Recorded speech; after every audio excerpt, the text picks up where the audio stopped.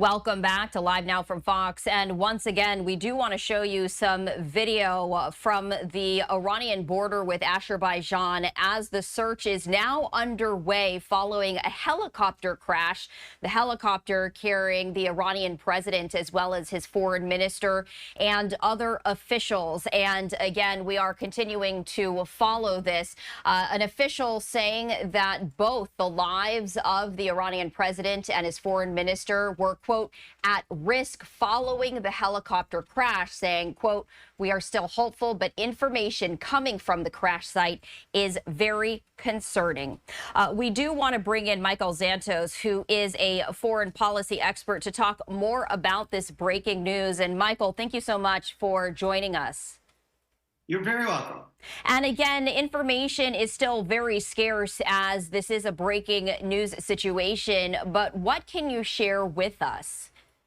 Well, it is obviously clearly in doubt whether the Iranian president and the foreign minister is still alive. And it's very easy to dismiss it because it's often pointed out that the power is really in the hands of the supreme leader of Iran, Khamenei, and the Iranian Revolutionary Guard and other security forces. But he was being groomed as a possible successor for the supreme leader of Iran, that is the ultimate leader of Iran, who's 85 and not necessarily in good health. And so there's a variety of potential effects of this, but one of them being that he was a possible successor to the current supreme leader of Iran. So, again, details are very scarce, and we were hearing from an anonymous official saying that the president's life was at risk along with the foreign minister, but not going beyond that. If it were the case that the Iranian president was killed in this helicopter crash, what would the impact of that be? I think it could actually be significant in some less than obvious ways. He was himself a very much a hardliner. So you see the hardliners, the extreme hardliners in Iran, unfortunately, consolidating power.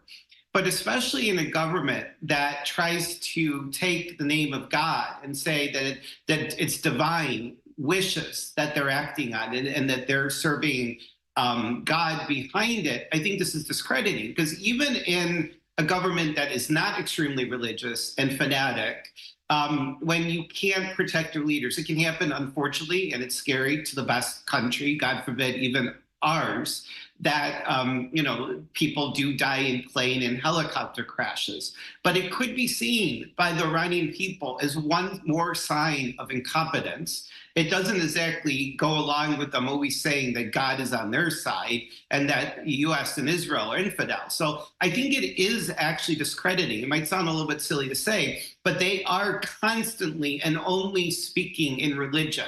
Their leadership only claims legitimacy, it sounds bizarre in today's world, 21st century, based on religion alone. And they claim that they will win because of their religious beliefs and that the United States and the West is evil. So I think it's discrediting. And in the less kind of theoretical concept, it doesn't reflect the competence of this country, this government, the system that is running out of water. Can't keep things cool as they have hotter and hotter summers. They barely have electricity. They're one of the largest producers of oil and natural gas. And the average Iranian can't afford gasoline and is struggling to buy food for his or her family. So I think this crash is discrediting and makes the doubts in this regime grow within the country. And again, this information coming from the state-run media, when it comes to being transparent, when might we expect additional details and just how accurate might they be? It's hard to say, but you can't cover up if they did in fact die. It's good that we're being careful about it. You can't cover up the death of the president and foreign minister. I think that, in the next 24 hours and probably much less, we'll start to gain clarity. They can't hide this.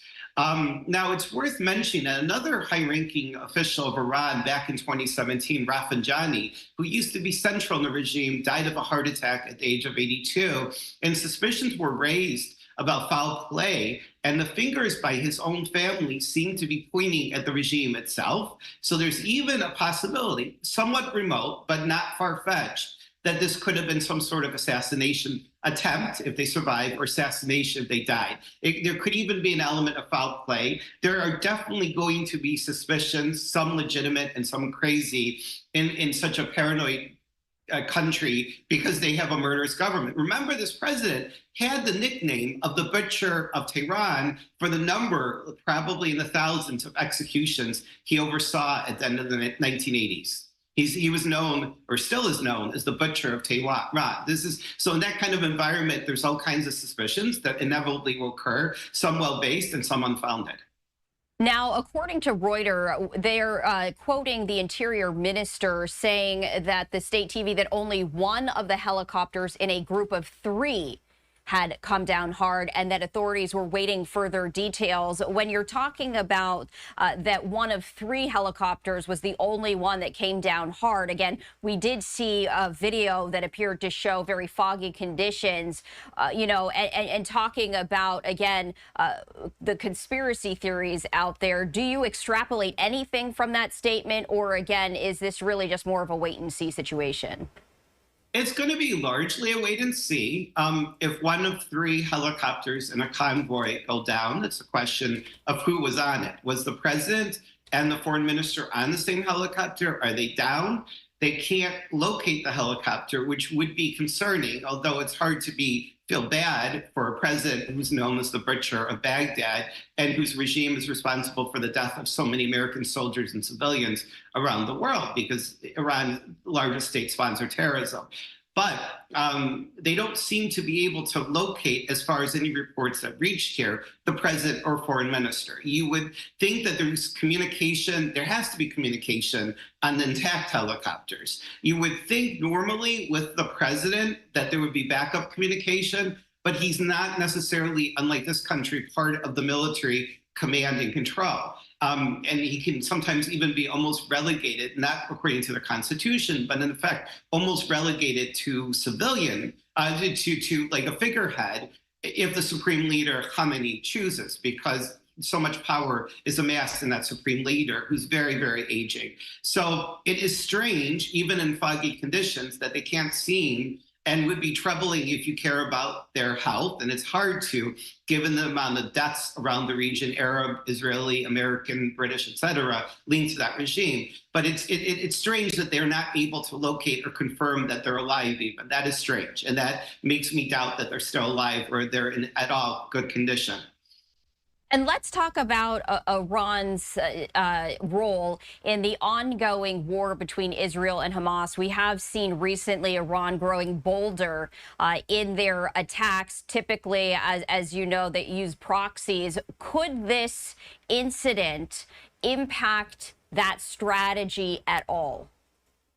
Yes, I really do think this is kind of discrediting. They had a massive strike against Israel, which was entirely a dud. There does appear to have been a few ballistic missiles that did reach and cause some limited damage to one Israeli Air Force base. But I suspect that's because Israel's exo-atmospheric interceptor, the Arrow 3, is the newest and intercepts in outer space. There's actually video of an explosion in outer space from it, and it's probably very limited coverage. And they probably figured with this Air Force base, they could just fly the planes off in the 8 minutes it would take a ballistic missile to hit, or Israel may have hardened shelters able to resist anything but a nuclear explosion. And even there, they probably have contingencies. So, and I think that obviously the coverage will be extended. You have hundreds of projectiles fired at Israel, and virtually all of them intercepted. Very much a dud, embarrassing to Iran. Iran appears to have covered up that Israeli air-launched cruise missiles destroyed the air defense of one of their major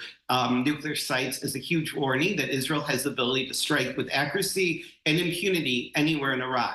So this is discrediting. And the fact that they cannot even protect their president and foreign minister, and despite the fact that their powers are limited and they're not always aware of everything, it is very discrediting. They can't even protect their leaders. It's going to raise doubts. Did somebody within the regime murder them. As the power struggle grows with a potential succession, they're of course going to accuse Israel, because they accuse Israel and the United States of everything, or that's very likely, unless it's just an obvious accident that they have to confess up to. And these are men with an incredible blood. The president of Iran is the Butcher of Baghdad. There's a lot of people in Iran who despise this government, including the president, or perhaps the former president of Iran. Michael Zanto, foreign policy expert, thank you so much for joining us here on Live Now from Fox to really break down this breaking news. We appreciate it. You're very welcome. Have a great weekend. You too.